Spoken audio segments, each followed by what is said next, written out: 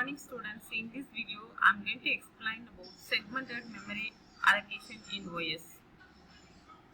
So what is the meaning of the segmented memory allocation? It is a logical grouping of code. While writing a programmer can split the programs into several parts, like a main program, different functions, subroutines, everything will be added in a coding loop.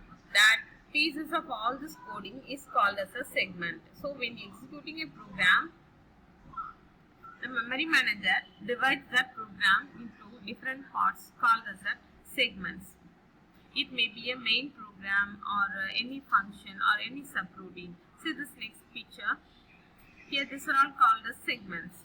Here square root function is a one segment, main program is a one segment, and stack is one segment. So like our coding is split into different parts called segments. So why we are using that segmented memory allocation means in order to reduce the page fault. And then it is an example of one such logical group. It is different from paging scheme in several ways.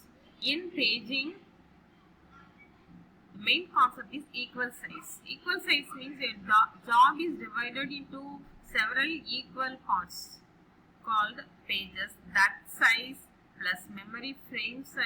Memory we are splitting into different page frames. No, that page frame size.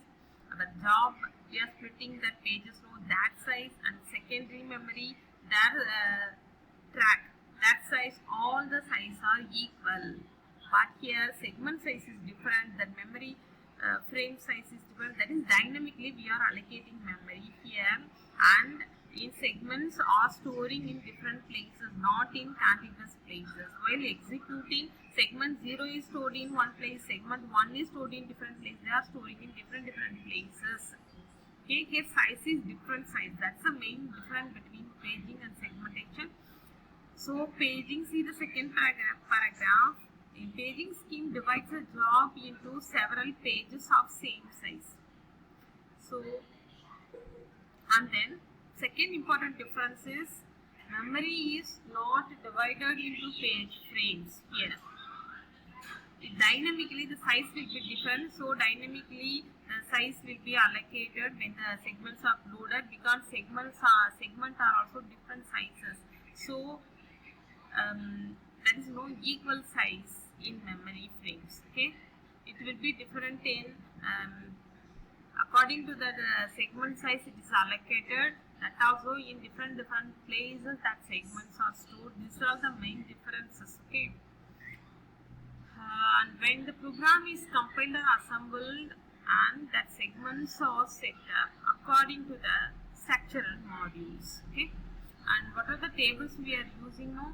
First one, segment map table, and instead of pages we are using here segments now. So that segment related details are all stored in SMT.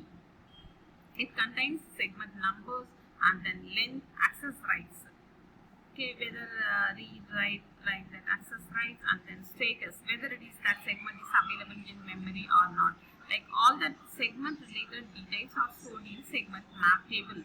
The upcoming figures of 3.13 and 14 I'll explain about what are all the tables and how memory is stored and all the details.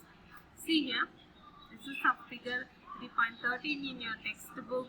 Here a given program is divided into several segments, like segment 0 that is a main program, and segment 1 that is one subroutine, and other one is another subroutine that is named as segment 2. This way we are splitting our program in different segments. And here, like in paging, here also we need 3 bits. One is a reference bit and another one is a status bit, and then modified bit. These are also needed for swapping purposes. And then memory manager need to keep track of segments in memory. Okay, here 3 tables we are using, and here memory allocation is done with the help of dynamic partitions and demand paging. Memory management we are using. What are the tables using here? First one is the job table, and second one is a segment map table, and then is a memory map table. Here, in both the job table and memory map table, the system maintains the details of all the jobs in the system as well as memory allocated for all the jobs, but segment table only contains for a particular job. It maintains the segment of the segment details of a particular job. Okay, and then like demand paging, here segments are ordered sequentially and they are not stored as contiguous. That is continuously we are not storing segment 0, 1 like it. 0 will be in one place and 1 will be in different places in memory.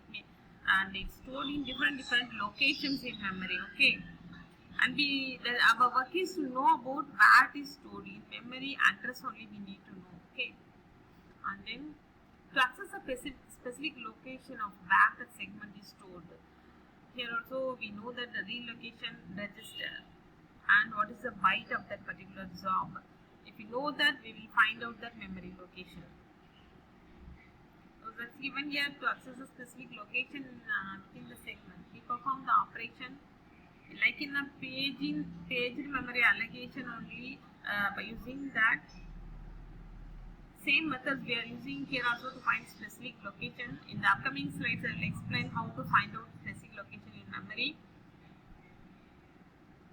The thing is, in paging memory allocation, we split a job into several pages and of equal size, but in segmentation, they are of different size and dynamically spaces are allocated. And the thing is, we have to know about the memory location, memory address. If we know, we have to find out the location of the particular segment easily. So for that, we need a segment number and displacement value. That's only, and the second part, they are of different size and displacement. We have to verify the displacement. Otherwise, to make sure it is not outside the segment's range. So, and then here main program subroutine AB are available in the segment map table. What are the details available here? See.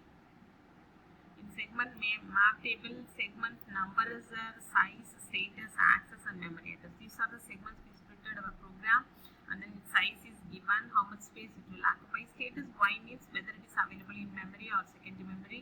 S means it is available, no means it's not. Access rights means E means it is used for execution purpose only, and then memory address where it is stored in main memory. Here C is subroutine A is stored in one location and the main program is in another location. In between some other programs will be there, so there is not a contiguously, it is not stored, they are stored in different locations. Okay, and then see this picture. In subroutine A, segment 1 includes A. So the system finds the beginning address of segment 1 address 7000 and it begins there. See this picture, this only explained in the last slide. Here main program, here we are calling subroutine A.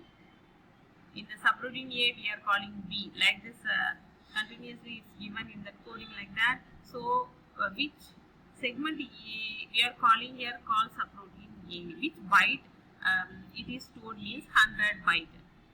And the segment number 0, 1 to 1, its size is 200, where it is stored in memory 7000.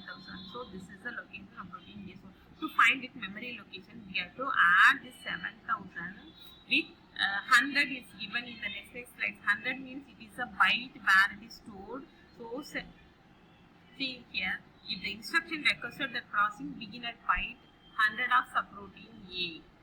So this instruction starts at byte 100. So this 100 is added with that 7000. This address 7000 plus 100. So 7100 is it memory location of segment A. Okay. That's only given here. The instruction requested that processing begin at byte 100 of subroutine A. Then to locate the item in memory, the memory manager add 100 with 7000 to find the location in memory. You have to add the byte 100. This is the byte of segment A. So 100 is added with address. Then we will get that particular location. So that is the formula given here. Beginning memory location plus displacement value is the 100 where it is stored. That 100 byte that instruction is stored. So that displacement value is added with beginning memory location. Then we will get that actual memory location. This is a way to find out where the segment is stored in that memory. So what are the details we needed to find out that memory location? Either page or segmentation in both the places, whether we need a page number or segment number plus the displacement value. If we add that, we will get the result. Okay. And then what are the disadvantages happening here? That is, we are facing that external fragmentation. Okay, dynamic allocation means we will face you know that about external fragmentation. So here in segmented memory allocation, we are facing external fragmentation. So there is a need of recompaction. Recompaction means what? That empty spaces and all we have to combine to get a new free space which will be allocated to some other jobs. Okay. And what is the difference between page and segment? Pages are equal size and segments are of different sizes. Dynamically they are allocated segmentation, but pages are not like that.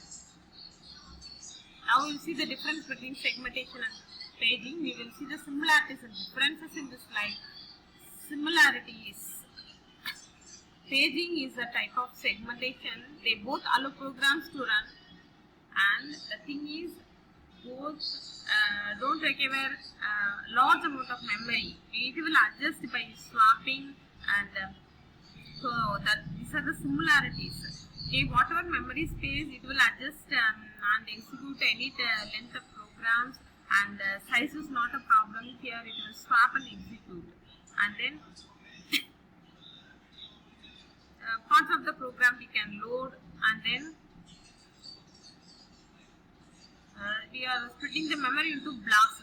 In both paging and segmentation, we are splitting memory into blocks, but paging the size is the same size, but and segmentation the size is different, and then we are doing swapping. In both the place, in both the schemes, some of the similarities will be there. There is no this much no memory, not enough memory available. Also, it will adjust by using swapping.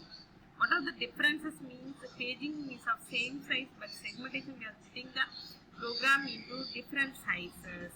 It is a logical division of code, and paging is a physical division of memory. And segments are complete section of programs. Segment means what? It is a function or any procedure or main program. Like that, we are splitting the segmentation. And pages are of equal size. They are usually smaller in size. Okay. The thing is, in paging, main memory space and then our program space, that our program is splitting to different pages from that size, and then secondary memory size all are equal. But in segmentation, we are splitting the main program function, like these are all called as a segment, and it is a logical unit, and paging is a physical unit. And similarities means both are using the swapping method. Memory size is not a problem. How much size available, it will adjust by swapping method. It will execute the programs. Okay, thank you students.